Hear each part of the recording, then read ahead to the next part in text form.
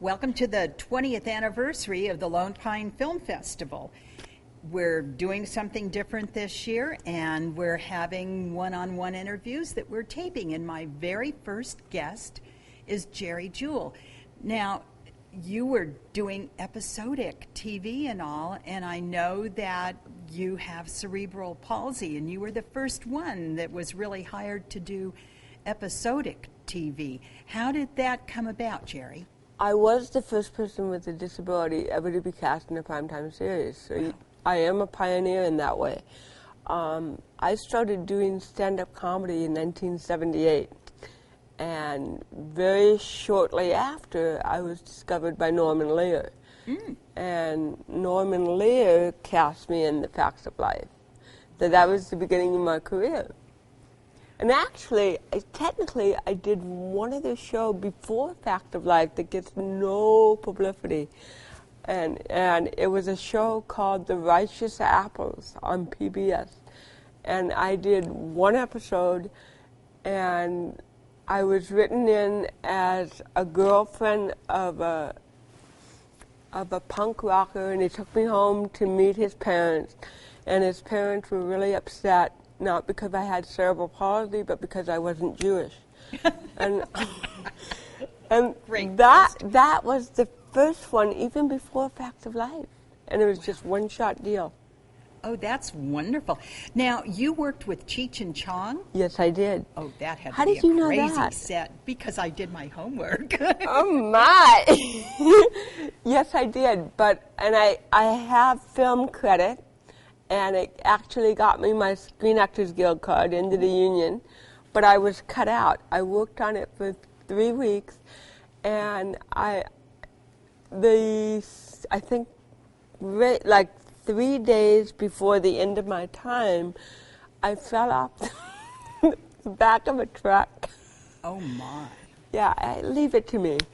I mean, it was no big deal. All I did was sprain a few fingers, my wrist. No, nothing major. But they couldn't match the master shots that I had filmed previously, so bye-bye. Oh. But you know what? No. I don't believe there are any accidents in life. Oh. I never have believed that. And I believe that it was meant for me to fall off the truck and screw up my hand. Because had I stayed in the Cheech and Chong film, the Facts of Life producers would have been very upset.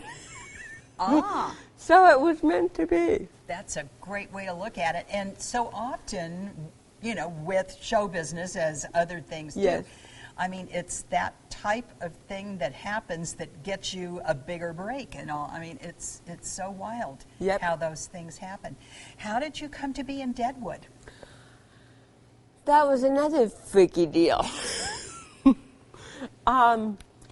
In '99, I had spinal cord surgery from C1 to C7. My neck is now 45% titanium. My dad had that done too. Yeah, did he use his neck as collateral? Because it's really an expensive neck now.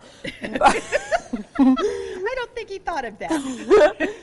Can I have a loan? You can use my neck as collateral. No, but what I'm doing for chronic pain from '99 on is I get shots of Botox in my neck, back, and shoulders for chronic pain. A lot of people don't know that Botox was invented for chronic pain. No. That was the initial use for it. And in 2002, I was standing in line at this yuppie-buppie pharmacy in Santa Monica, we're there to pick up my Botox, and this man turns around, he says, are you Geri Jewell? I said, well, yeah. And he said, well, I'm a big fan of yours. And I said, well, thank you. No, I love your career. And I said, you've inspired me. And I said, well, thank you, sir. And he said, I haven't seen you on TV in a long time. What are you doing these days? And I said, oh, you mean besides Botox? Not a lot right now. I didn't want to tell him, well, I'm recovering from surgery, blah, blah, blah, blah, blah. Yeah. And he said, you want a television series? I said, what? Of course not. You want a television series? I said, look, just because I'm in a pharmacy, it doesn't mean I'm totally screwed up. Don't play with my mind. He said, I'm not. In case you don't recognize me, my name is David Milch. NYPD Blue David Milch? He said, yes. And I said, well, Mr. Milch, I'm flattered that you love my work, but let's get realistic. I wouldn't make a real good cop. He said, no. I just got a contract with HBO. I'm doing a new Western called Deadwood. You want to do a Western? Huh. And I looked up as far as my neck would allow me. And I said, God, you have a real quirky sense of humor. I mean, I'm standing here with cerebral palsy, a titanium neck, dependent on Botox, and Mr. Milch here wants me to ride a horse. But as always of my nature, I've always had a tendency to rise to the challenge. So that's how, and what a lot of people don't know is I was the first role cast by Milch. Oh, I had no idea. Yes. Oh, that's wonderful. What a great story. It was a wonderful story, and I've been hanging out in that pharmacy ever since, waiting for another. Oh, there's nothing like working with a stand-up comedian. I know. Is she telling the truth? Yeah, make a pretty good straight man.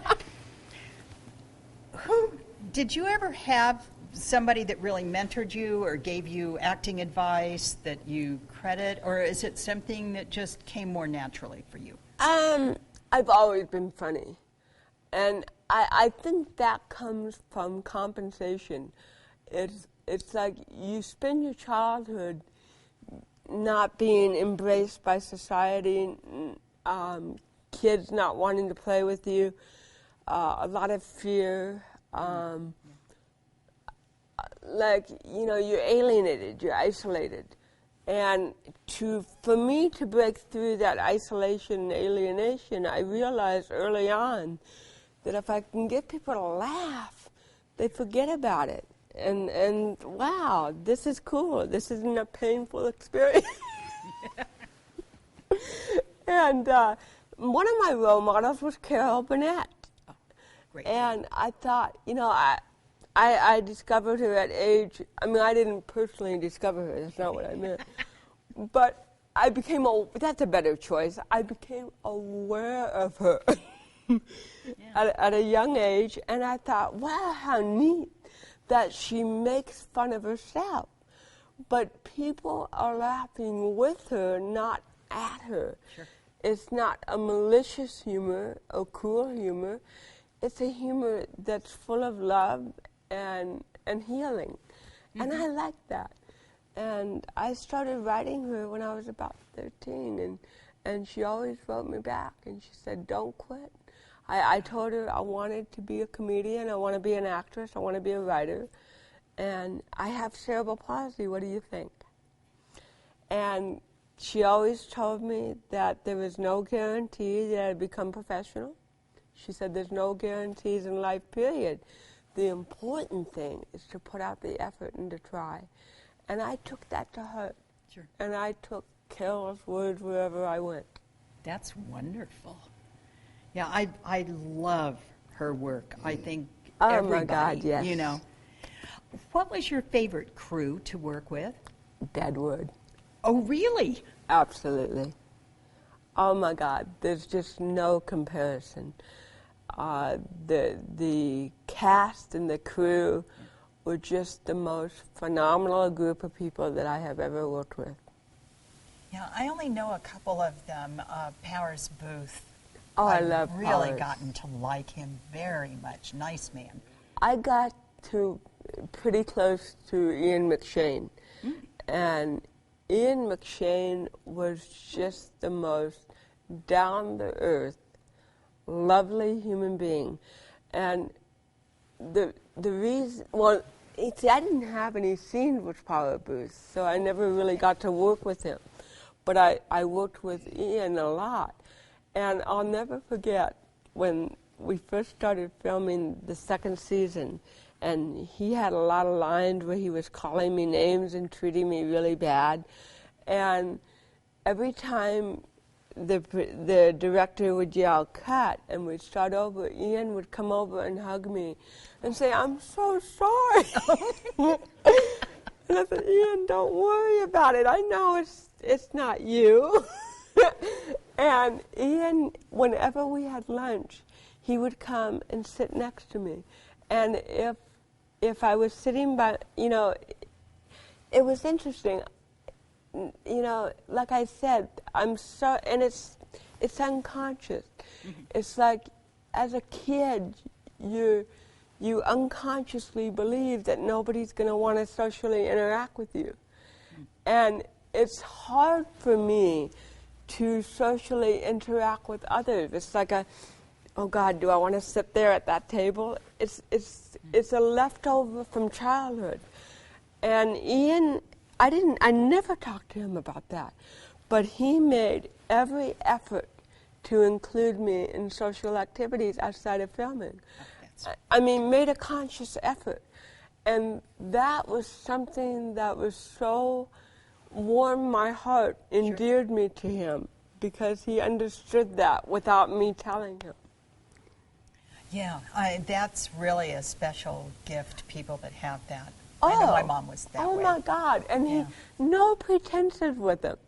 He used to joke about my disability just as much as I did. And I loved it, and I respected him for it. Now, you must have had not must have, but you probably had the opposite experience working on Facts of Life, just because kids they tend to be mean to each other.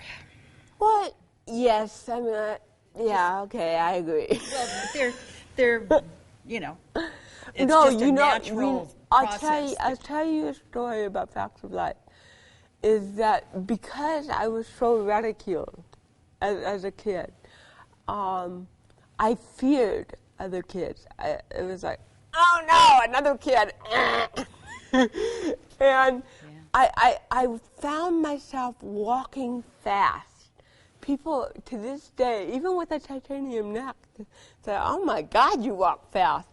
And I think that's a leftover from childhood. It's like, I want to get away, I want to get away. And it's unconscious. I don't even know that I'm doing it. And I remember I was in D.C. I had been on Facts of Life for a year, and I was just, getting used to this kind of like, I went from being isolated to being mobbed. It was a culture shock. It was like, boom, boom. It's like, and I remember when I was in D.C., and these kids were walking behind me. And again, I went back to the old little J.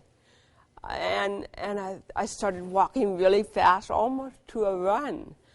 And they finally caught up to me at my hotel room door, totally out of breath. Jay, are you that girl from Facts of Life? And I said, yes.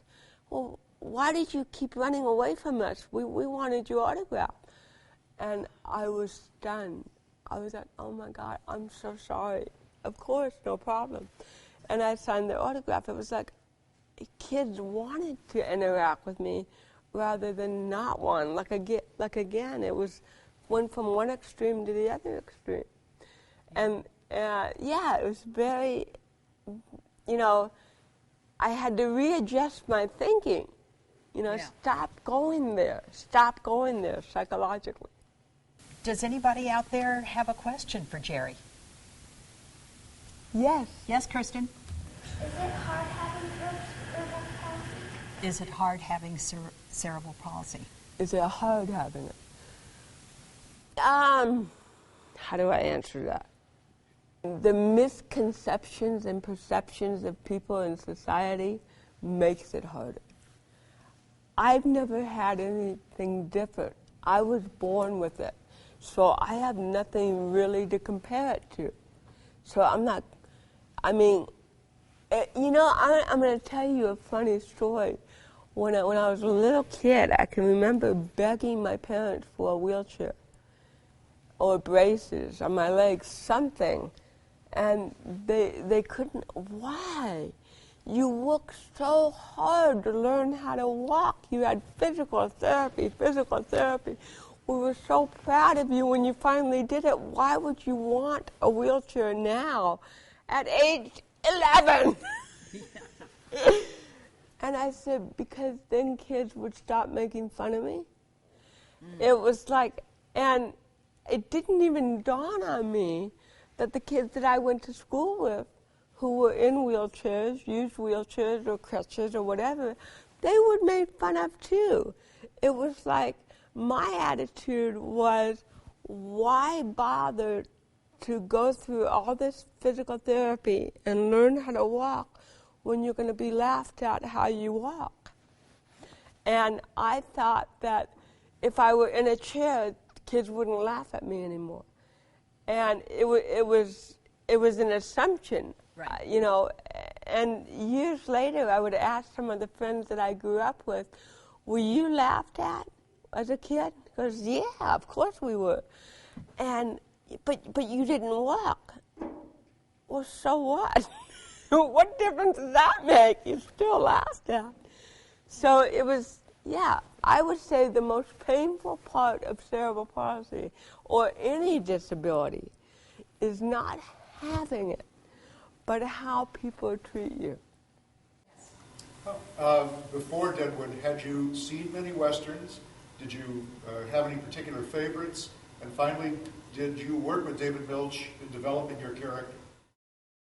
Well, I'll be honest with you. When he offered me, see, I'm 53 years old. I am the last of the baby boomer generation. And if I had done my homework and thought about Milch and where he came from and what kind of work he did, I wouldn't have thought like this. But when he offered me the role of Deadwood, I was thinking Gunsmoke and I was going to be Miss Kitty. I had no idea what I was getting into until I saw the first script, and I was like, whoa, wow, oh. And, boy, this is a grown-up show. And I'm glad I did it. You know, he offered me such an incredible opportunity to even grow as an actress. And you know, Jewell was such a phenomenal character. And it's tragic that they canceled Deadwood the end of the third season because they were just developing Jewell. I mean, Jewell was coming to life, and I was looking so forward to the development in the fourth season and bringing her more into who she really was. Okay. Now, more questions, please? Yes, sir. Jewell, we loved you in Deadwood. There were a lot of rumors flying afterwards that they were going to make a movie, a full-length feature film, to tie everything together and to bring it to a close. Well, you know, we were all set to go into filming the two movies, not this last September, but the September before. And unfortunately, change of hands. New head of HBO came in August and nixed the two movies for whatever reason. I do not know why. Everybody was disappointed, so incredibly disappointed. I know I was, you know, just for the opportunity to work with that wonderful cast and crew again. I would give anything for that opportunity. You know, we're hoping that maybe someday they will bring it back.